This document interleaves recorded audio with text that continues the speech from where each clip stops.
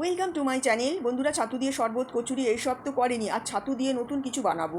ছাতুর পুরভরা ক্ষীরের chop বানাবো। প্রথমে একটি পাত্রে কম আঁচে দুধ বসিয়ে ফুটিয়ে নিয়ে তাতে সামান্য চিনি, একটি এলাচ আমি ফাটিয়ে দিয়ে দিয়েছি। দুধটা ঘন করেছি মাঝারি আছে। এবার যখন দেখেছি দুধটা ঘন হয়ে এসেছে, একটি ছোট বাটিতে আমি 50 গ্রামের মতন ছাতু নিয়েছি। সেটা একটু সামান্য গরম দুধ তুলে ওটাকে গুলে নিয়েছি। ফুটন্ত ঘন দুধের মধ্যে আমি ওটাকে ঢেলে দিয়েছি। অনবরত নেড়ে মাঝারি আঁচে ফুটিয়ে ছাতুর একটি ক্ষীর তৈরি করে নিলাম। নামানোর আগে মিশ্রণটি 1 চামচে ঘি ছড়িয়ে ভালো করে মিশিয়ে নিয়েছি। এতে সুন্দর গন্ধ বের হবে। ক্ষীরের ঘন হয়ে এলে নামিয়ে সম্পূর্ণ ঠান্ডা হতে দিয়েছি।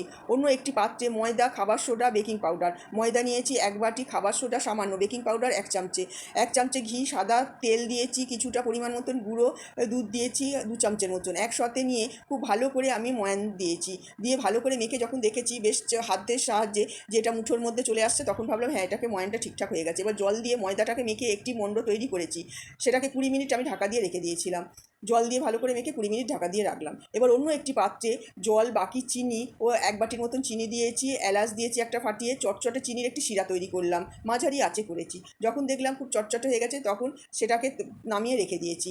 এবার মেখে রাখা ময়দা যে তৈরি করেছিলাম, ময়দাটাকে মেখেছিলাম, মণ্ড থেকে ছোটো ছোটো লেচি কেটে নিয়ে প্রতিটি লেচির মাঝখানে বাটির মতো গর্ত করে তৈরি করে রাখা ছাতুর ক্ষীরের যে পুরটা করেছিলাম সেটা ভালো করে দিয়ে মুখটা বন্ধ করে দিয়েছি। এবার হাতের তালুর সাহায্যে আলতো চেপে চ্যাপ্টা আকারে দিয়েছি।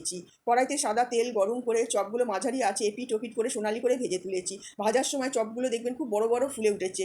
এবার ভাজা চপগুলো তেল থেকে তুলে সরাসরি হালকা গরম চিনির শিরায় ডুবিয়ে দিয়েছি এবং গ্যাস বন্ধ করে পাত্রটি 1 ঘন্টা ঢাকা দিয়ে রাখলাম। 1 ঘন্টা পর চপগুলোর রস পুরো শুষে সুন্দর ফুলে উঠলে তারপর আমি সামান্য দুধে ভেজানো কেশর ছড়িয়ে দিয়েছি। সবশেষে ওপর থেকে কুচানো আমন্ড, বাদাম ছড়িয়ে পরিবেশন করেছি। রসালো ছাতুর পুরভরা ক্ষীরের চপ খুব সুন্দর খেতে হয় বন্ধুরা। একবার এইভাবে বানিয়ে খেয়ে দেখবেন। ভালো লাগলে লাইক আর সাবস্ক্রাইব করতে ভুলবেন না।